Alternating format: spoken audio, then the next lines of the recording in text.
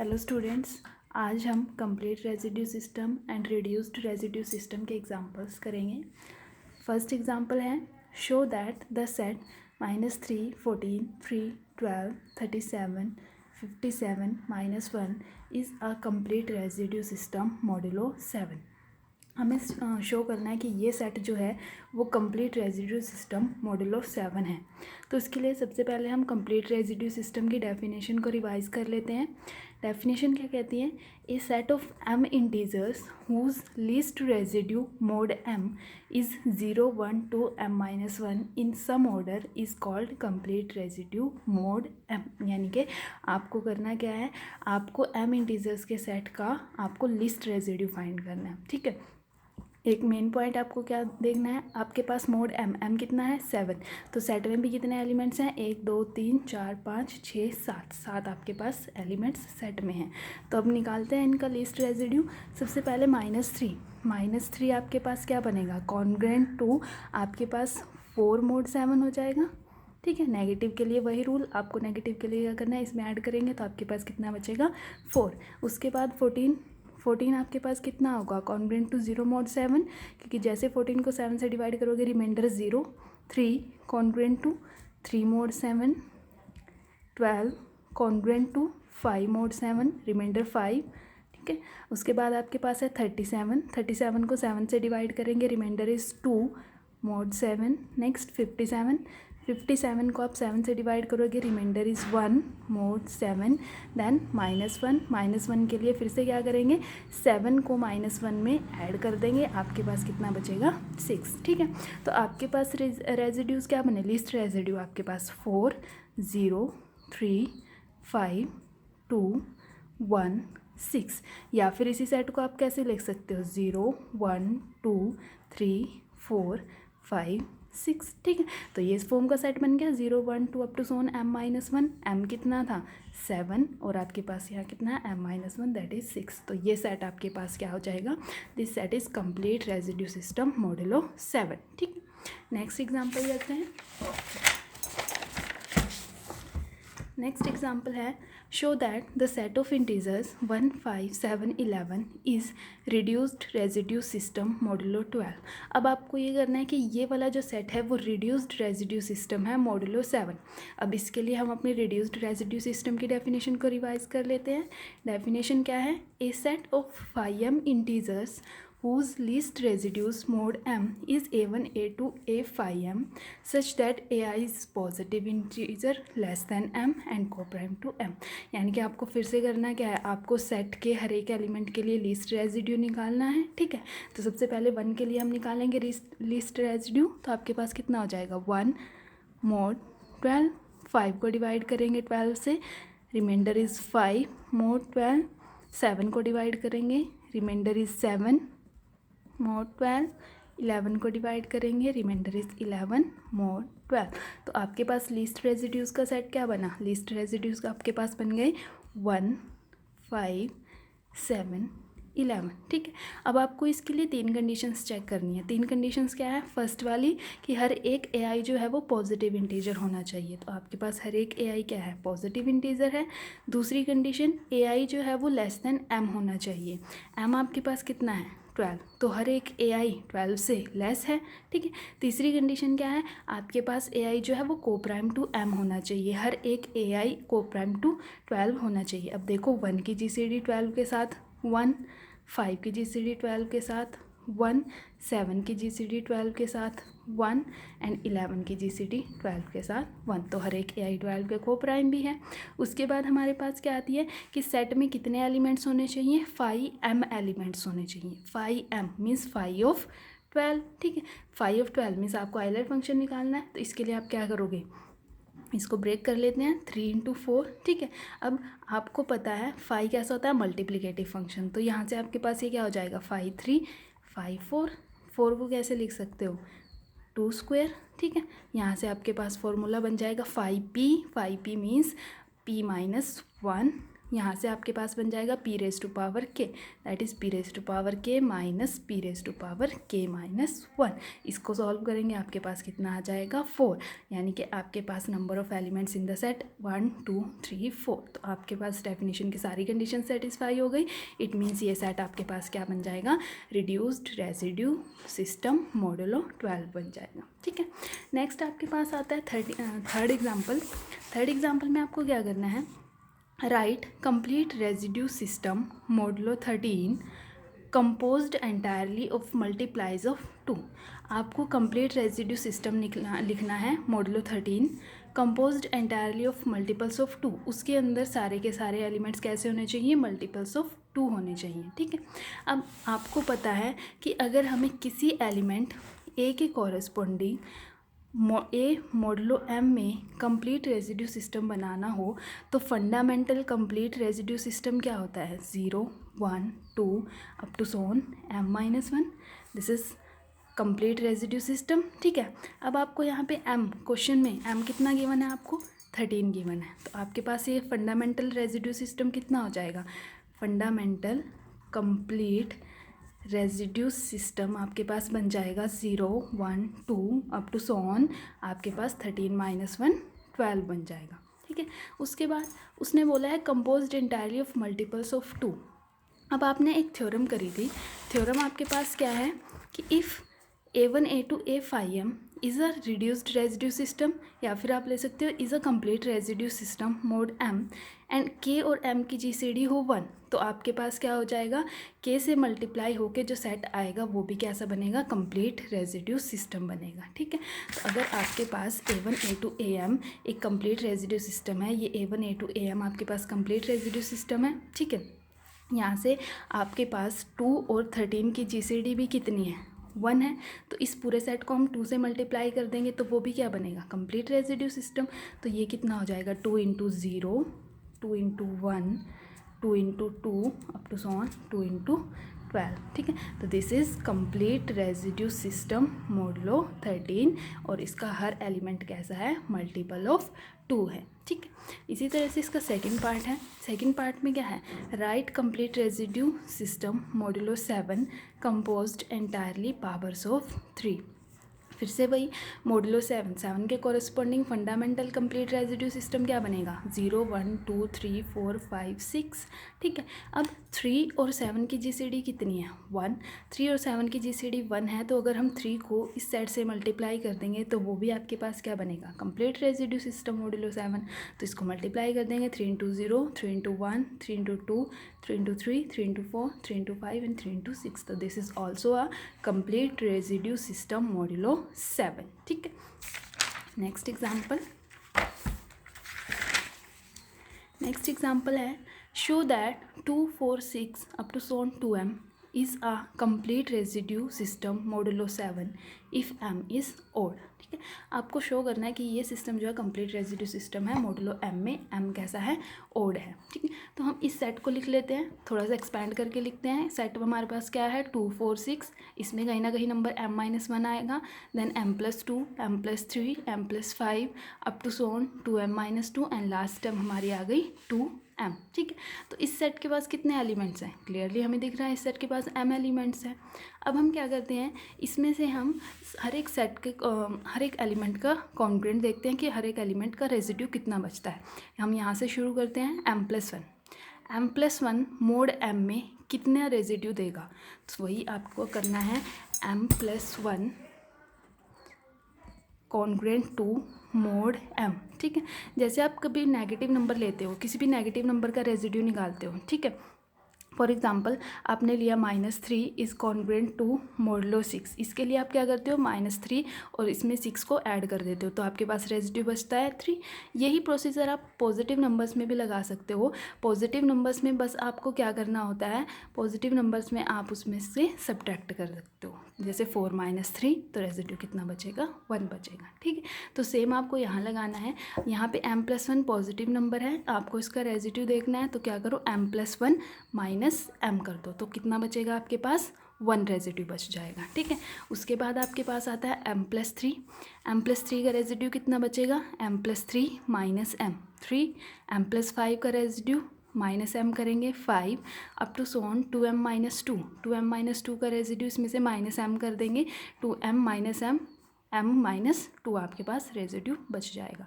Last term है आपके पास 2m, 2m को आप m से डिवाइड करोगे, रिमाइंडर कितना बचेगा, 0 बचेगा। इट मीन्स ये वाला एलिमेंट जो है 1 के कॉन्ग्रुएंट है, 1m+3 3 के कॉन्ग्रुएंट है, m+5 5 के कॉन्ग्रुएंट है।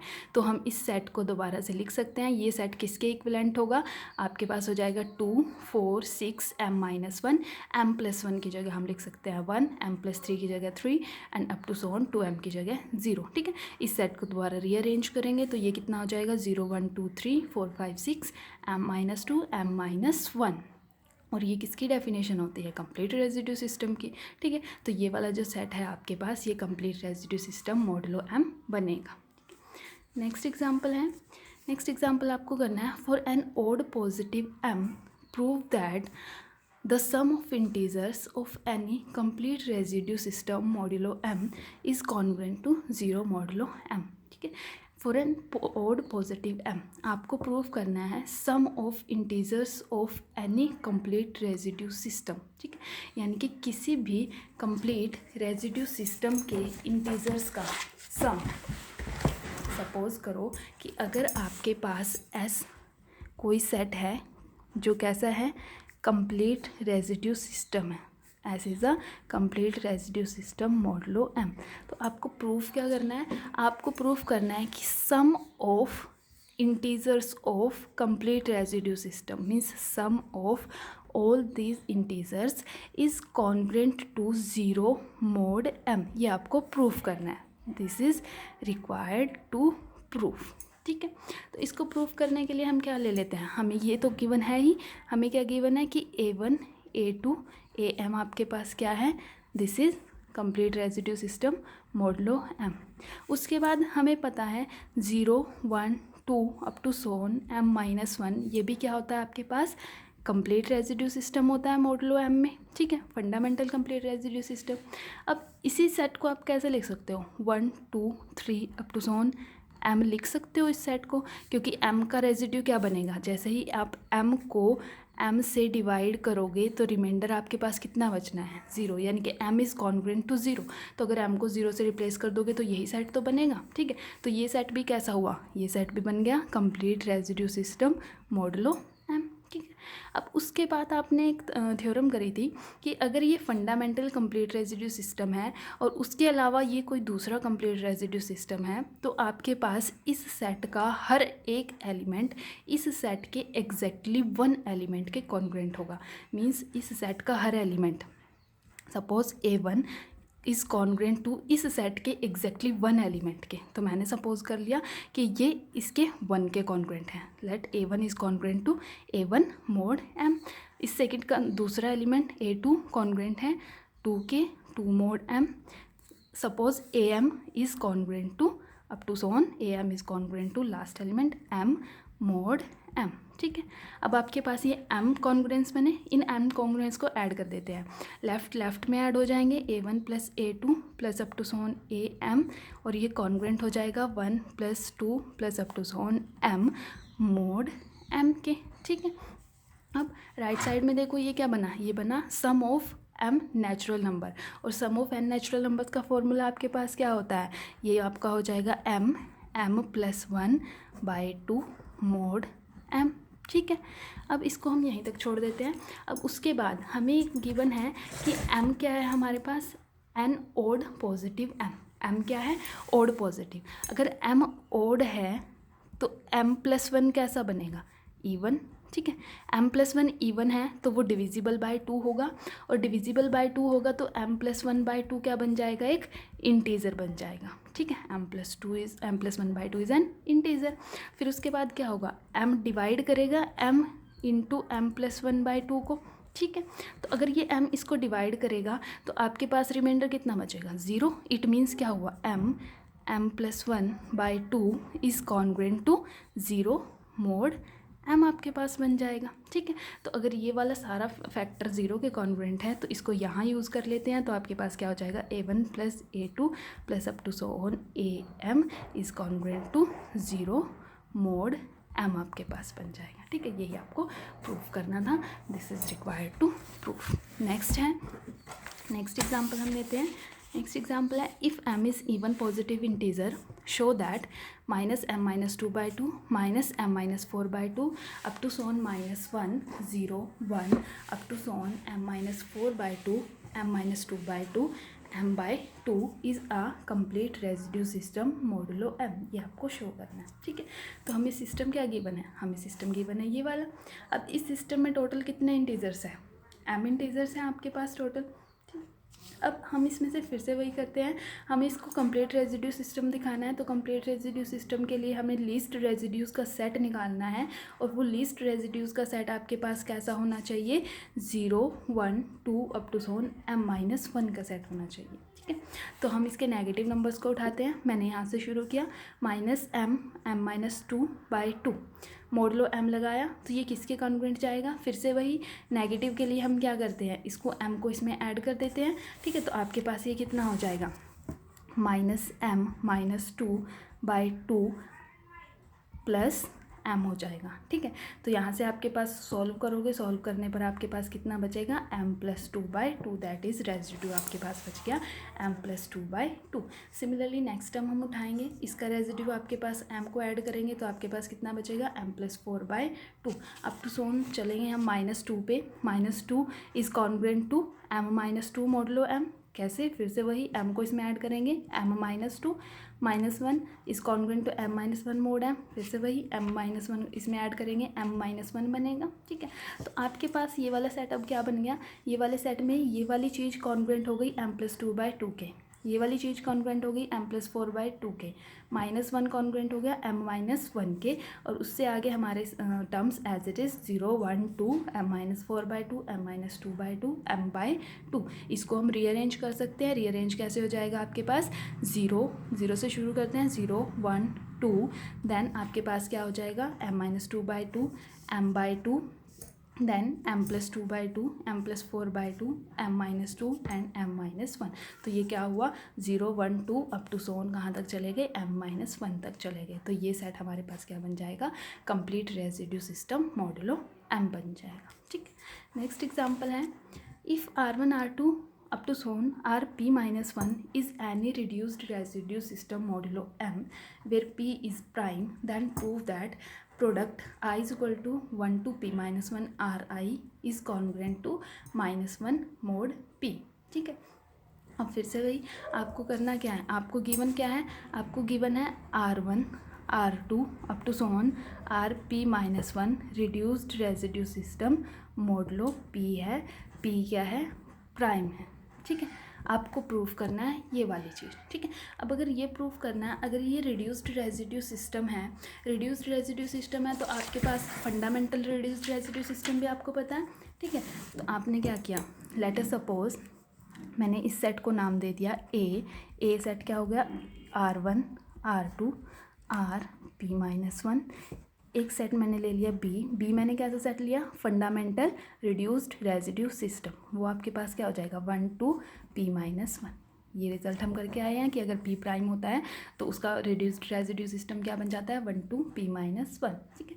अब क्योंकि ये दोनों के दोनों reduced residue system modulo p है, देन अकॉर्डिंग टू थ्योरम के अकॉर्डिंग क्या होगा, इस सेट का हर एलिमेंट इस सेट के एग्जैक्टली 1 एलिमेंट के कॉन्ग्रुएंट होगा।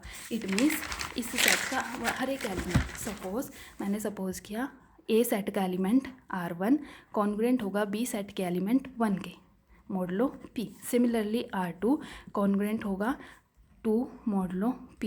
अप टू सोन मैंने सपोज कर लिया जो rp-1 है वो कॉन्ग्रुएंट हो जाएगा p-1 मोडुलो p के, ठीक है। तो अब इन सारे कॉन्ग्रुएंस को मैं क्या करती हूँ, मल्टीप्लाई कर देती हूँ, लेफ्ट में राइट में। तो ये आपके पास हो जाएगा r1 r2 up to so on rp-1 congruent to 1 into 2 into 3 into up to so on p-1 modulo p आपके पास बन जाएगा, ठीक है।